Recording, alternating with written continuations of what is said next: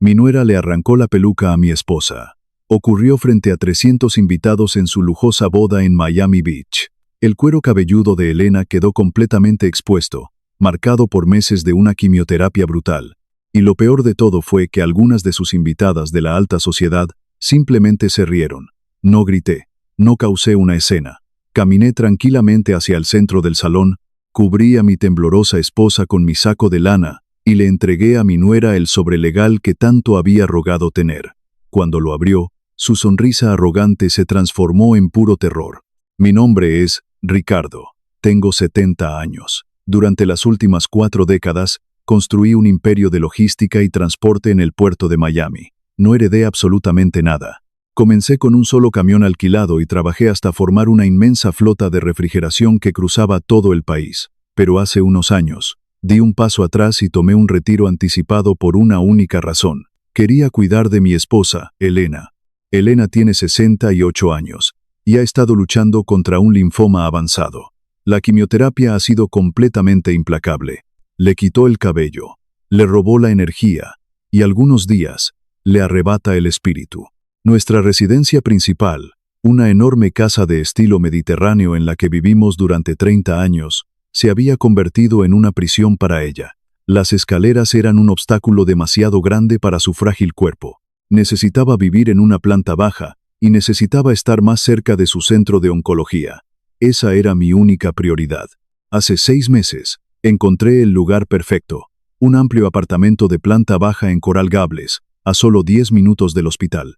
Como Elena requería cuidado las 24 horas del día y yo me negaba a separarme de su lado, mi hijo de 32 años, Arturo, se ofreció a gestionar la transacción inmobiliaria. Arturo solía ser mi mayor orgullo. Le pagué la universidad, lo apoyé en todo y confiaba en él ciegamente. Así que firmé un cheque de caja por $150,000. Era la cantidad exacta para el pago inicial y los costos de cierre. Se lo entregué, creyendo que me estaba quitando una carga de los hombros.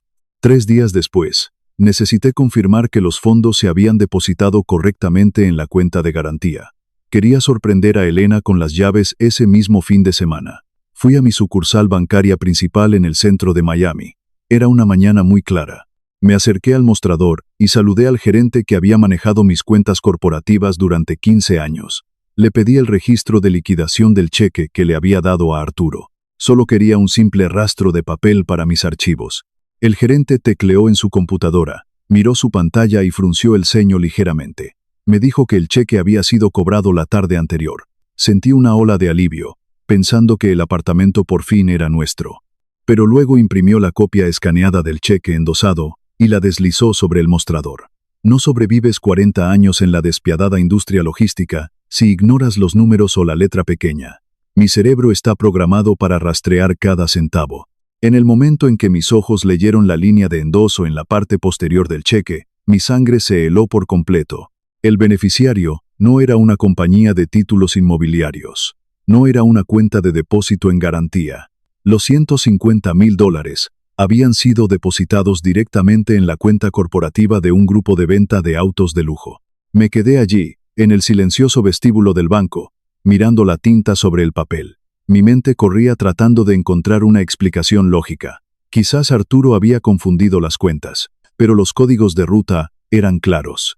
El dinero que había ahorrado meticulosamente, el dinero destinado a asegurar un hogar sin dolor para mi esposa enferma, acababa de ser lavado en un concesionario de automóviles. Agradecí al gerente, tomé el papel y lo guardé en el bolsillo interior de mi abrigo. Mis manos estaban perfectamente firmes, pero en mi interior se estaba formando una tormenta aterradora. Recordé una conversación con Arturo la semana anterior. Me había dicho que el fideicomiso familiar estaba atado en inversiones y que las finanzas estaban muy ajustadas. Me había dicho que no podía ayudarme a pagar una cama médica especial para su madre. Y, sin embargo, aquí estaba un cheque cobrado por $150,000 en una agencia de lujo. No conduje de regreso a casa. Conduje directamente hacia el exclusivo vecindario donde Arturo vivía con su prometida, Renata. Renata tenía 29 años. Era una ambiciosa agente de bienes raíces de lujo en Brickell, que siempre parecía ver a nuestra familia como una simple oportunidad para hacer contactos. Estaba profundamente obsesionada con la imagen, las marcas y su estatus social. Mientras navegaba por el tráfico de Miami, las piezas de un rompecabezas muy oscuro comenzaron a encajar. El viaje se sintió como una eternidad. Ya no era solo un padre yendo a ver a su hijo. Era un auditor entrando en la escena de un crimen. Me detuve a unos metros de su entrada. El vecindario estaba lleno de céspedes perfectos y casas inmensas. Lo que vi en ese momento destrozó cualquier ilusión que me quedara sobre mi hijo. Brillando bajo el sol de la mañana, en su amplio camino de entrada, había un flamante auto deportivo alemán último modelo. Las placas del concesionario aún estaban en la parte trasera, y justo frente a él estaba Renata. Llevaba gafas de sol de diseñador y sostenía su teléfono en alto. Estaba bailando alrededor del vehículo, sonriendo y tomando fotos desde todos los ángulos posibles para sus redes sociales. El dinero destinado al consuelo de Elena estaba reflejando el sol en la carrocería de ese vehículo. Renata se reía, completamente ajena al hecho de que yo la estaba observando. Estaba posando con un símbolo de estatus comprado con los fondos destinados a evitar que mi esposa sufriera en una escalera. Cerré la puerta de mi auto y comencé a caminar por el concreto. Fue Arturo quien me vio primero. Salió del garaje secándose las manos con una toalla blanca impecable. Llevaba ropa casual que probablemente costaba más que mi primer camión. Tenía una sonrisa arrogante, pero esa sonrisa desapareció en el instante absoluto en que sus ojos se encontraron con los míos. Su postura se tensó. En 40 años de manejar un imperio, aprendí una verdad universal. Una presencia silenciosa y controlada es mucho más aterradora que un hombre que grita. Me detuve a 1 metro de él. Renata finalmente bajó su teléfono, con una mirada de molestia que rápidamente cambió a una sorpresa forzada. Saqué el estado de cuenta bancario y se lo entregué a mi hijo. No dije una sola palabra. Arturo dudó un segundo antes de tomar el papel. Sus ojos escanearon la tinta negra y el sello claro del concesionario. Vi cómo la sangre abandonaba completamente su rostro. Intentó explicarlo, con la voz quebrada. Me juró que no era lo que parecía. Le exigí que le diera sentido. Arturo tragó saliva y construyó una mentira brillante. Me dijo que el apartamento tenía un enorme gravamen oculto de un propietario anterior. Me dijo que si hubiera dejado mi dinero en esa cuenta, habría quedado congelado en tribunales durante años. Dijo que tuvo que retirar los fondos inmediatamente para proteger mi efectivo. Lo escuché en silencio. Un gravamen no te obliga a endosar un cheque de caja a un concesionario de autos deportivos. Esperé a que terminara de cavar su propia tumba. Arturo continuó, diciendo que Renata acababa de conseguir un puesto ejecutivo en una firma de corretaje muy exclusiva. Dijo que en ese mundo las apariencias lo son todo, y que si ella llegaba a una mansión en un auto usado, ni siquiera la dejarían pasar por la puerta. Me prometió que la primera comisión de ella pagaría mis $150,000 más un 10% de interés. Renata dio un paso adelante, fingiendo preocupación. Puso su mano sobre mi brazo y me aseguró que amaba a Elena como a su propia madre. Juró que estaba haciendo todo esto para poder pagar los tratamientos experimentales de mi esposa. Luego, corrió hacia su bolso y sacó un pesado termo de acero inoxidable. Me dijo que se había despertado a las 5 de la mañana para prepararle a mi esposa una sopa de hierbas naturales, llena de antioxidantes para ayudarla a recuperar fuerzas. Tomé el termo. Sabía que estaban mintiendo. Sabía que un auto de lujo pierde el 20% de su valor en el segundo en que sale del lote. Pero si explotaba en ese momento, si amenazaba con acciones legales, simplemente pedirían un préstamo bancario, me pagarían, y yo nunca sabría la profundidad de su engaño. Necesitaba que se sintieran completamente seguros. Suspiré profundamente y fingí creerles. Les dije que estaba demasiado estresado por la salud de Elena y que había entrado en pánico. Me di la vuelta y regresé a mi auto. Al arrancar, miré por el espejo retrovisor. Renata ya había vuelto a sus fotos, pero Arturo no la miraba. Estaba mirando nerviosamente por encima del hombro. Luego, metió la mano en su bolsillo y sacó un teléfono desechable de plástico negro barato. El tipo de teléfono que se compra con dinero en efectivo y no se puede rastrear. Estaba borrando mensajes frenéticamente. Un hombre de negocios legítimo no lleva un teléfono desechable. El agujero era mucho más profundo. Conduje directamente a la sala de oncología. Llevé el pesado termo de acero inoxidable a la habitación privada de mi esposa. Solo 3 semanas antes, Elena había logrado caminar sola por el pasillo del hospital. Pero en los últimos 14 días, su condición se había desplomado inexplicablemente. Estaba devastadoramente frágil. Su piel era pálida y traslúcida. Me acerqué y tomé su mano. Me susurró que las náuseas eran abrumadoras y que no había podido retener ningún alimento desde el día anterior. Pensé en el termo que Renata me había dado. Ella había insistido en preparar estos caldos especiales cada mañana durante las últimas 2 semanas. Abrí la tapa. Un espeso vapor se elevó del líquido oscuro. No olía a sopa de verduras. Tenía un olor agudo, amargo y casi médico que hizo que se me revolviera el estómago. Elena me dijo suavemente que la sopa siempre la hacía sentir peor, pero que la bebía porque no quería parecer desagradecida con la futura esposa de nuestro hijo. Mi pecho se contrajo violentamente. La línea de tiempo era demasiado perfecta. El rápido declive de Elena coincidía exactamente con el momento en que Renata comenzó a entregar estas comidas. Cerré el termo con fuerza. Le dije a Elena que no tenía que beberlo. Salí de la habitación y caminé directamente hacia el ala de investigación. Necesitaba ver a un viejo amigo, el oncólogo principal del hospital. Puse el termo en su escritorio y le pedí un favor masivo, completamente fuera del registro médico oficial. Le pedí una prueba de toxicología rápida. 45 minutos después, mi amigo salió de las puertas del laboratorio. Su rostro había perdido todo el color. Me apartó hacia un rincón oscuro del pasillo y me entregó un informe impreso, con las manos temblando ligeramente. Me explicó en un susurro grave y urgente que el caldo no era una simple sopa.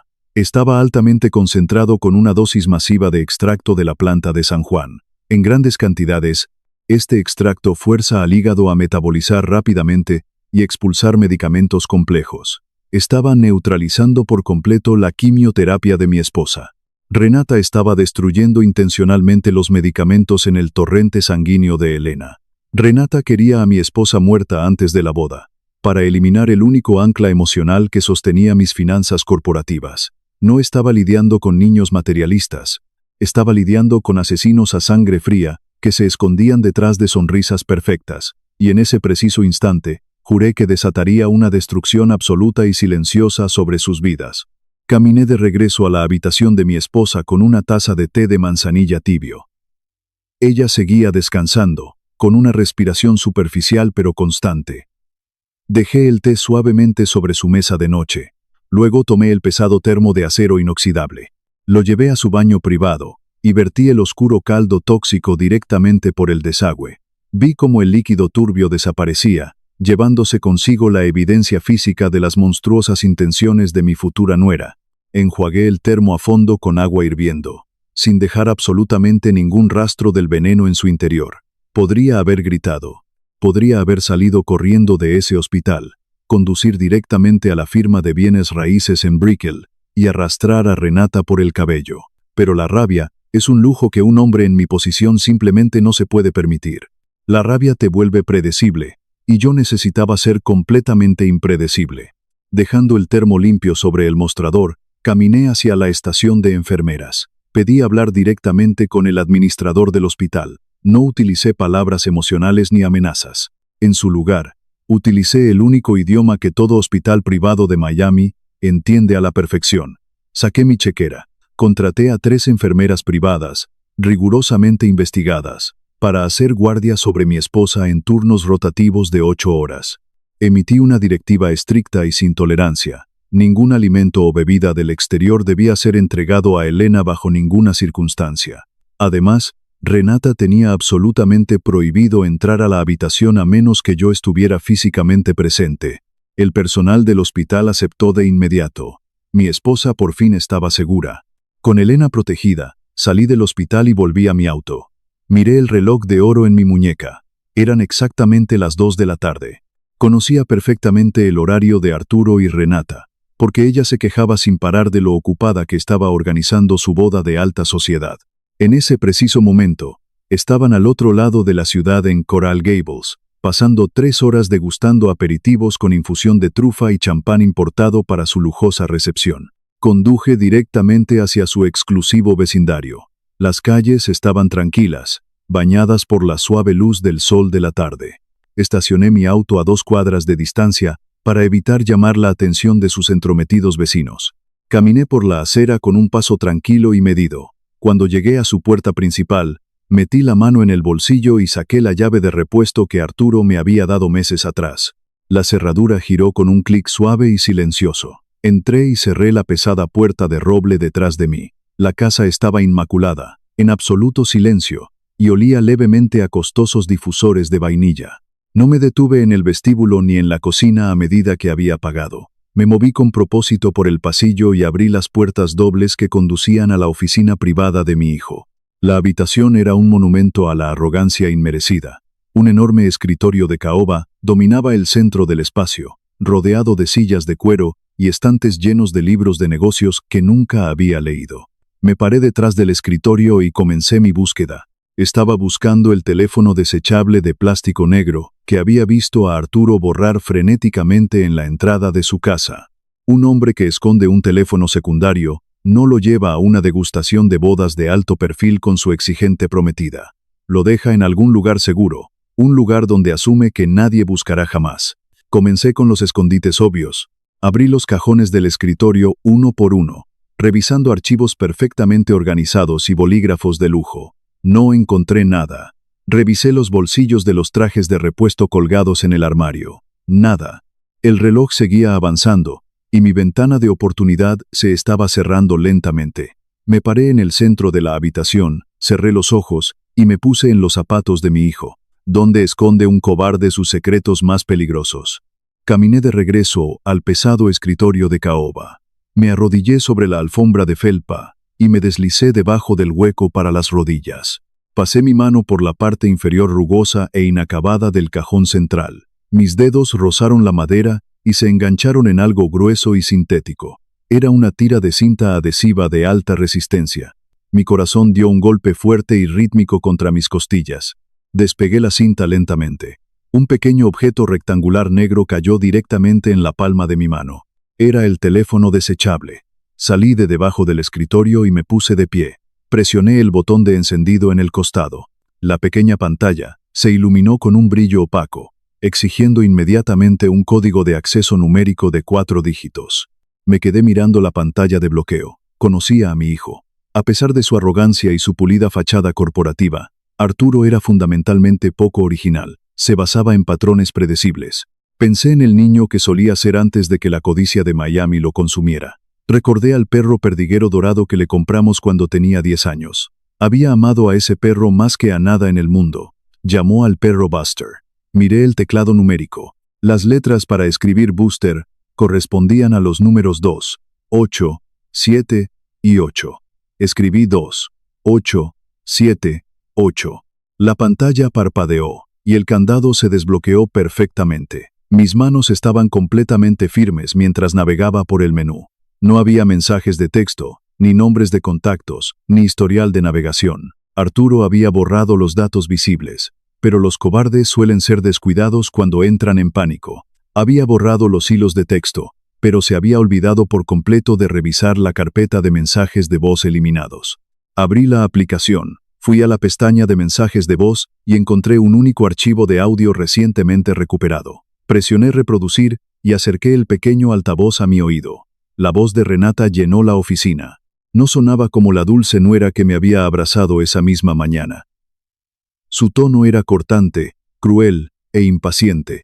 Dile a ese abogado que apresure la transferencia del colateral comercial de una vez por todas. Si la anciana no se muere antes de la boda, no podremos usar la excusa de la familia en duelo para hacer que tu padre transfiera las propiedades al fideicomiso conjunto. El mensaje de voz terminó con un pitido áspero. Colateral comercial. Esas 2 palabras resonaron en el silencio de la oficina de mi hijo, golpeándome con la fuerza de un impacto físico. Renata no solo estaba manipulando la línea de tiempo de la muerte de Elena, estaba utilizando a mi esposa para apoderarse de mis activos comerciales. Coloque el teléfono de plástico barato exactamente donde lo había encontrado. Presione la tira de cinta gruesa firmemente contra la parte inferior del escritorio de caoba, asegurándome de que pareciera intacto. Alicé las fibras de la alfombra donde me había arrodillado.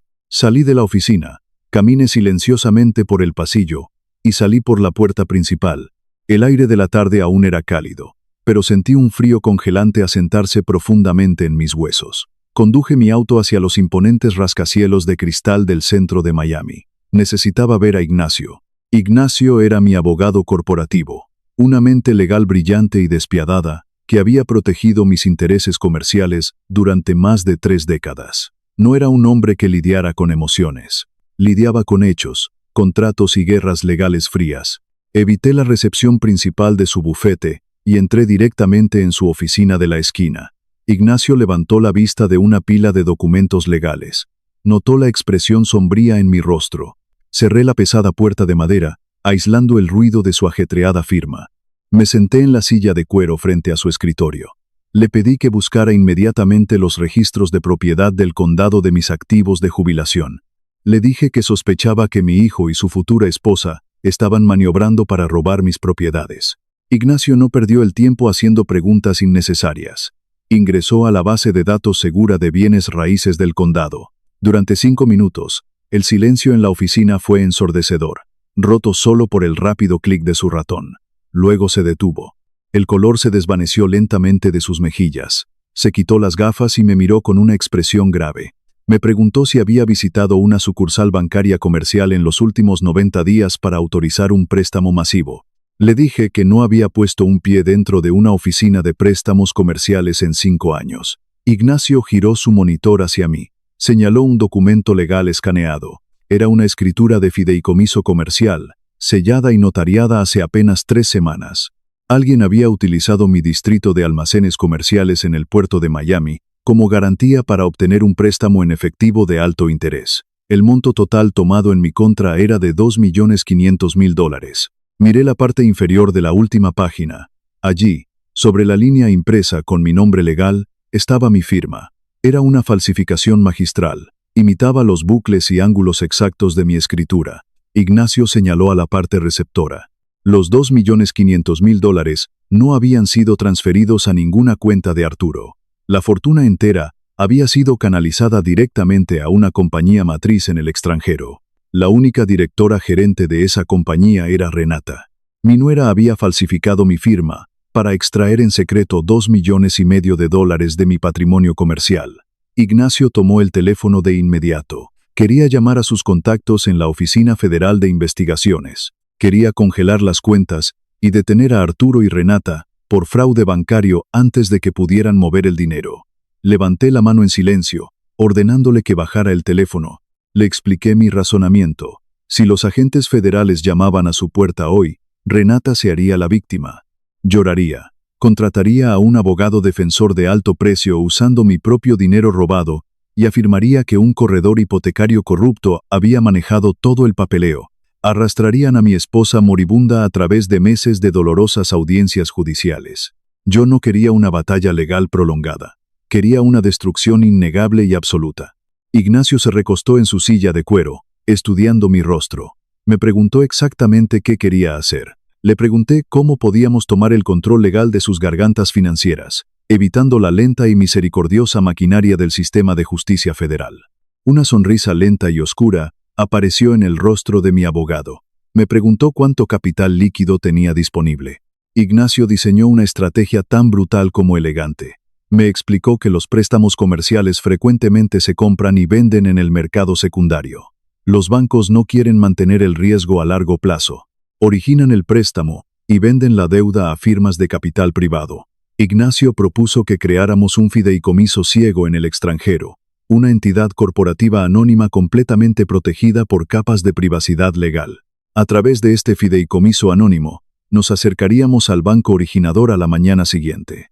Ofreceríamos comprar el pagaré y la escritura de fideicomiso por el préstamo de $2,500,000. Ofreceríamos una ligera prima por encima del valor principal para asegurar que el banco aceptara el trato sin hacer preguntas. Le autoricé a avanzar al instante. Le ordené vaciar mis cuentas secundarias y comprar la deuda de los estafadores de mi hijo y su novia. Bajo los estrictos acuerdos de préstamos comerciales, si se descubre cualquier forma de fraude o falsificación en los documentos de origen, el préstamo entero se clasifica como en incumplimiento incurable inmediato. Esto se llama la cláusula de aceleración. El prestamista puede exigir el pago total al instante. Si no producen el efectivo en 24 horas, el acreedor puede embargar los activos y remitir la documentación fraudulenta directamente a los fiscales federales para una acusación inmediata. Arturo y Renata creían que habían robado a una enorme institución bancaria sin rostro. No tenían idea de que, en 48 horas, la entidad anónima que sostendría el poder para destruir sus vidas sería yo. Volví a casa con una frialdad y una calma espeluznantes. Necesitaba que se sintieran invencibles. Necesitaba que creyeran que su cruel plan funcionaba a la perfección. Llamé a Arturo y le pedí que vinieran a cenar. Actué como un anciano quebrado y agobiado por el dolor. Les dije que estaba perdiendo a mi esposa y que la pena me estaba volviendo irracional. Durante la cena, serví un pollo asado, manteniendo mis manos temblorosas. Renata fingía empatía, tocando mi mano, asegurándome que la boda traería luz a nuestra oscura temporada. Saqué un papel doblado de mi bolsillo y lo deslicé por la mesa de roble hacia Renata. Era un cheque de caja a su nombre por $150,000.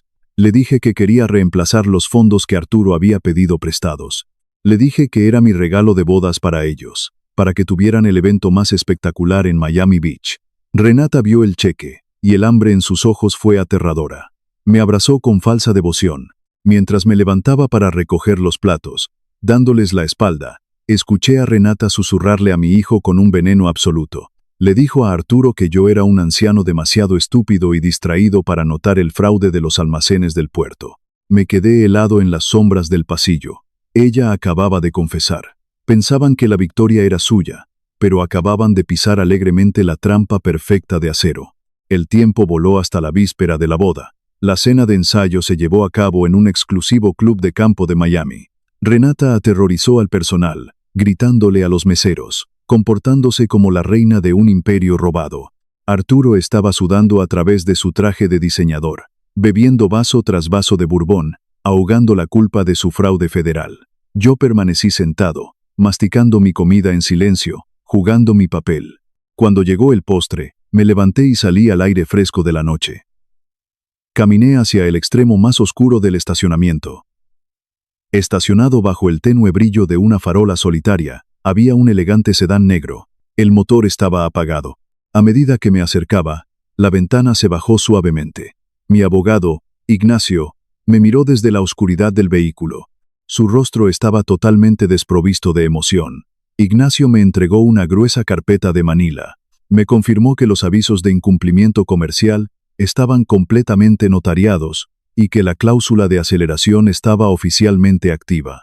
Luego me informó que acababa de concluir una reunión privada con la Unidad de Delitos Financieros del gobierno. Los agentes federales habían revisado las transferencias falsificadas y las órdenes de captura estaban firmadas por un juez federal. Ignacio me miró a los ojos y me aseguró que las autoridades solo esperaban mi señal. Todo estaba en su lugar.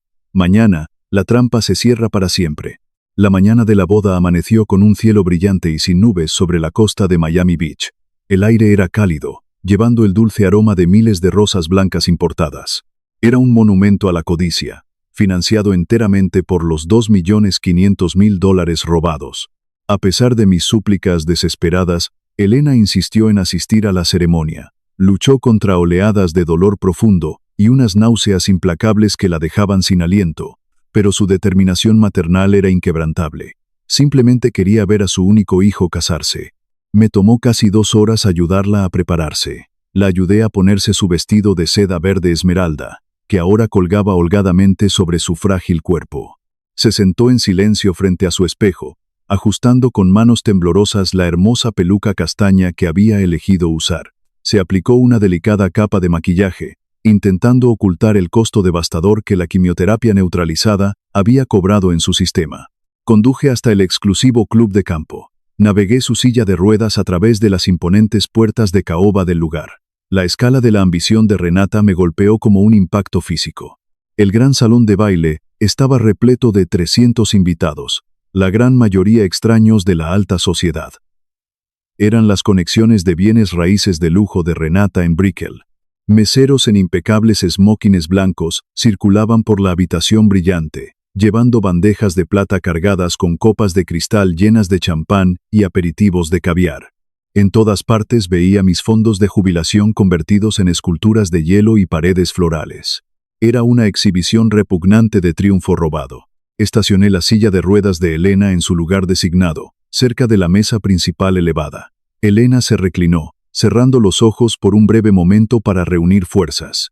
El ruido caótico de la recepción claramente abrumaba sus sentidos debilitados. Yo me paré a su lado, como un guardián silencioso, escaneando la habitación. Las puertas dobles se abrieron de golpe, y un silencio cayó sobre la multitud. Un cuarteto de cuerdas comenzó a tocar una melodía triunfal. Arturo y Renata hicieron su gran entrada como marido y mujer.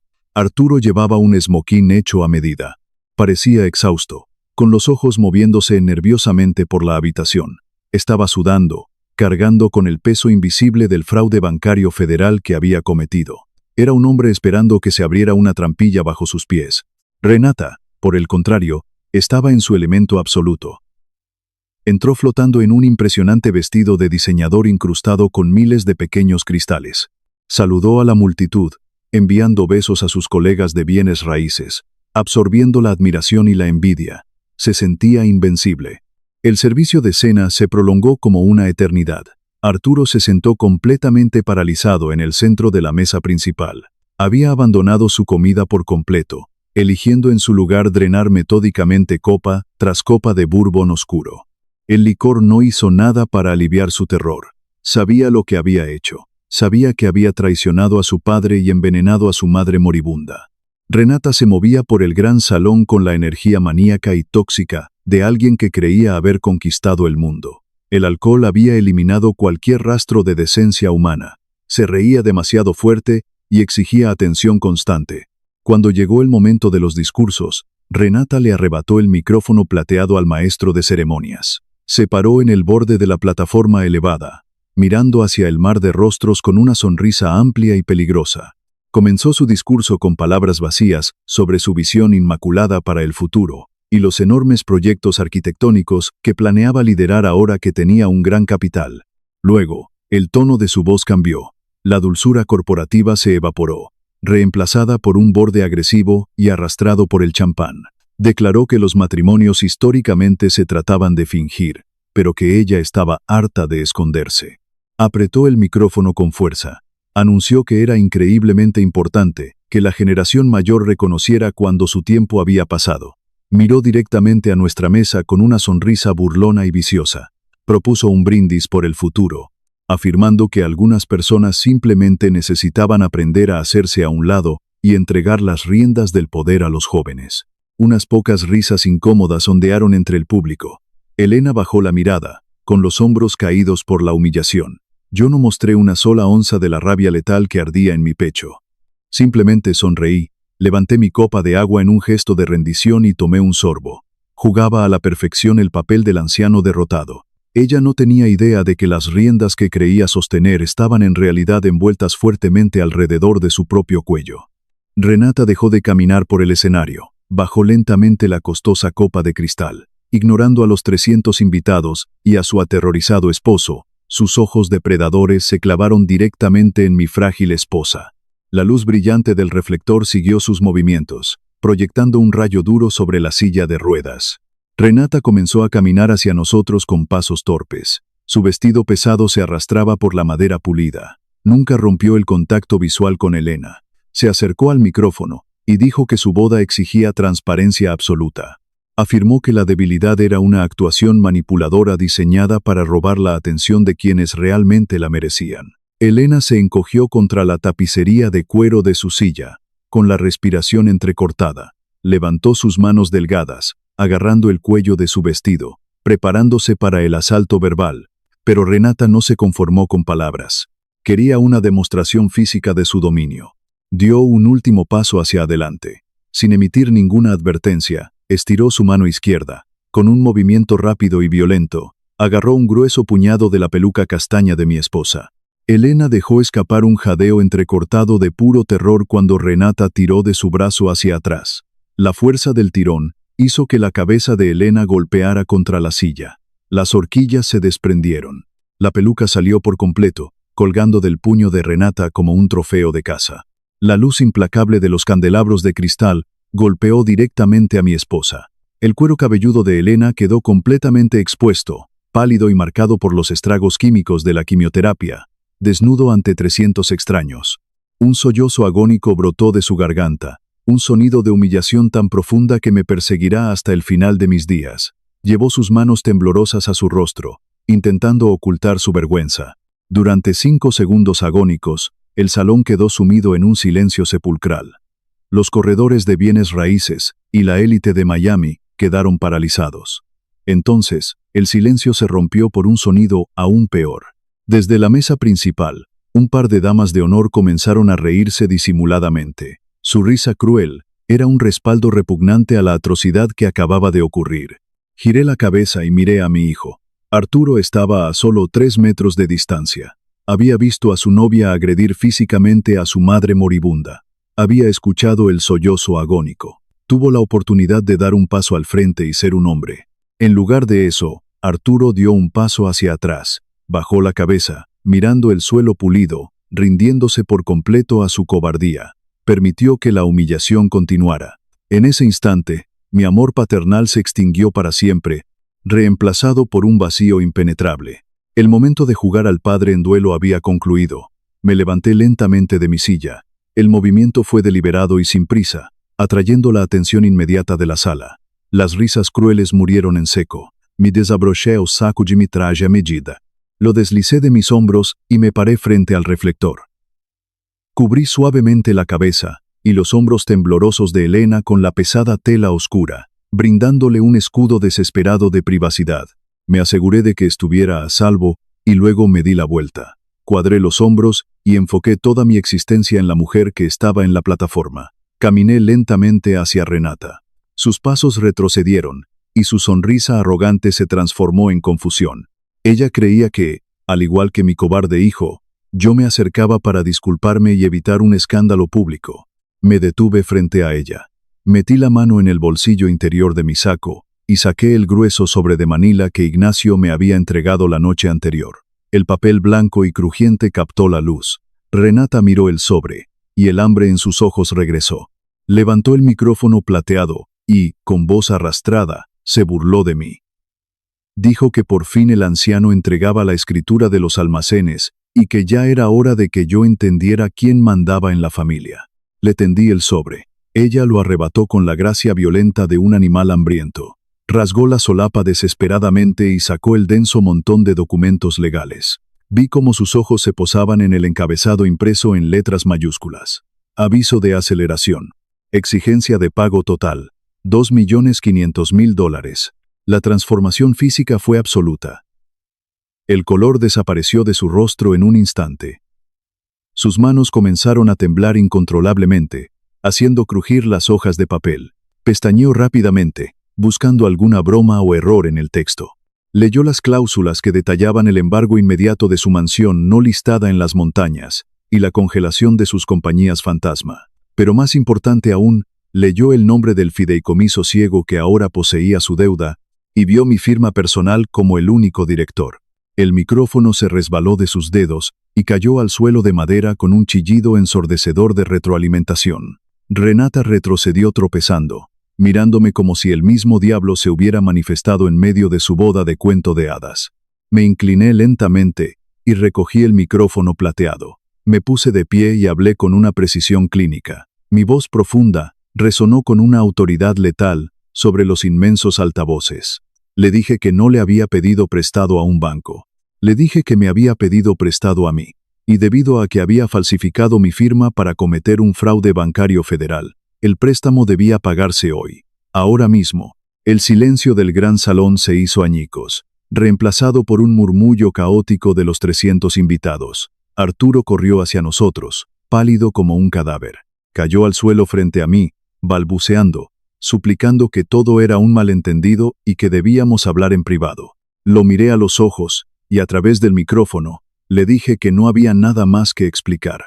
Me dirigí a la multitud de élite. Informé a toda la sala que la extravagante boda a la que asistían estaba financiada en su totalidad con dinero robado. Detallé cómo mi hijo y su novia habían falsificado mi firma en documentos federales para obtener un préstamo comercial. Los invitados jadearon y decenas de teléfonos inteligentes se iluminaron, grabando cada palabra.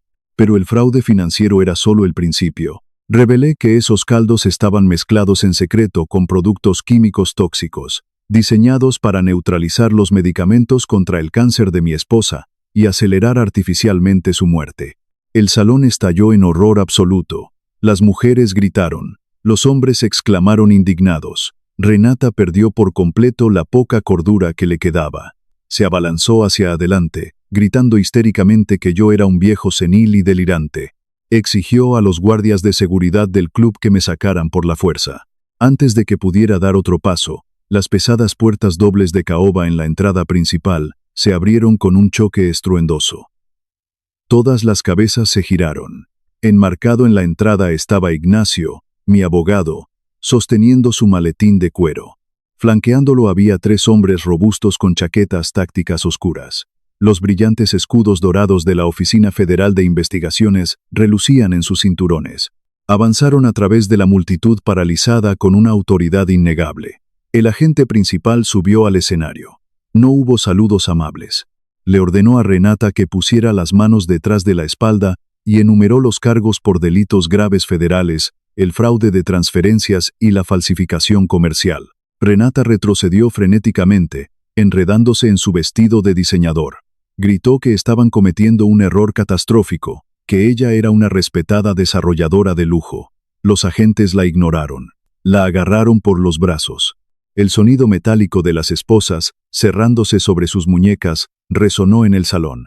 Arturo, al ver a su novia esposada, se arrastró por el suelo de madera. Se abrazó a mis piernas, llorando descontroladamente, rogándome piedad y jurando que Renata lo había manipulado. Lo miré con un asco inquebrantable. Con voz firme, le dije que se había quedado callado mientras envenenaban a su madre. Le dije que un hombre que observa a su madre sufrir semejante abuso no era parte de mi sangre. Le dije que él ya no era mi hijo. Me solté de su agarre y le di la espalda. Mientras los agentes arrastraban a Renata, quien gritaba como un animal salvaje por el pasillo central, yo regresé al lado de Elena. Me arrodillé junto a su silla, tomé sus manos y le susurré que la pesadilla había terminado para siempre. Nunca más permitiría que alguien le hiciera daño. 3 meses después, el caótico eco de esa boda es solo un recuerdo lejano. Arturo y Renata fueron trasladados a celdas federales, donde esperan su juicio sin posibilidad de fianza. Sus activos, incluyendo la mansión en las montañas y el auto deportivo, fueron incautados y liquidados por el gobierno, devolviendo los $2.500.000 a mis cuentas. Utilizamos ese dinero para inscribir a Elena en un revolucionario programa de terapia de células inmunes. Sin los caldos tóxicos que la destruían, su cuerpo finalmente tuvo la oportunidad de sanar. Esta mañana, sentados juntos en un banco de madera frente a las aguas azules de Miami, la silla de ruedas ya no está. Elena se sienta erguida, con un suave rubor en sus mejillas y un hermoso crecimiento de rizos plateados cubriendo su cabeza. Sus marcadores de cáncer están bajando rápidamente. Perdimos a un hijo por la codicia implacable de la alta sociedad, pero al cortar ese lazo envenenado, recuperamos nuestra paz y nuestra vida. A veces, la familia usa máscaras de engaño para robarte la dignidad.